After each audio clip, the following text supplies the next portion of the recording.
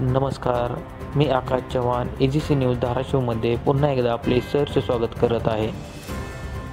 मित्रांनो, 29 ऑगस्ट 2025 रोजी मराठ्यांचं काळीज आदरणीय मनोजदादा जरांगे पाटील हे मराठा आरक्षणासंदर्भात ज्या काही मागण्या आहेत त्यासाठी मुंबई येथील आझाद मैदान या ठिकाणी उपोषणाला बसणार आहेत.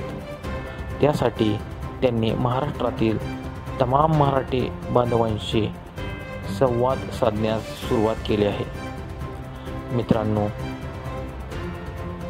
त्या संदर्भात म्हणजे 5 ऑगस्ट 2025 रोजी मनोजदादा जरांगे पाटील हे धाराशिव येथे मराठा बांधवांशी संवाद साधण्यासाठी आले होते.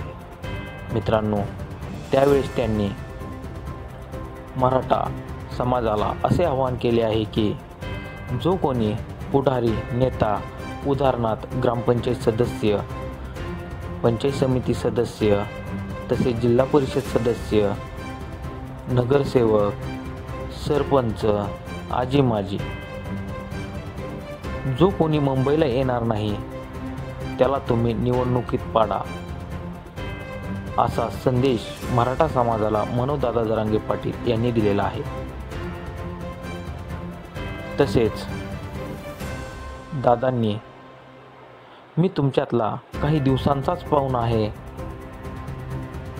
अशी भावनिक साथ देखील मराठा समाजाला दादांनी घातली.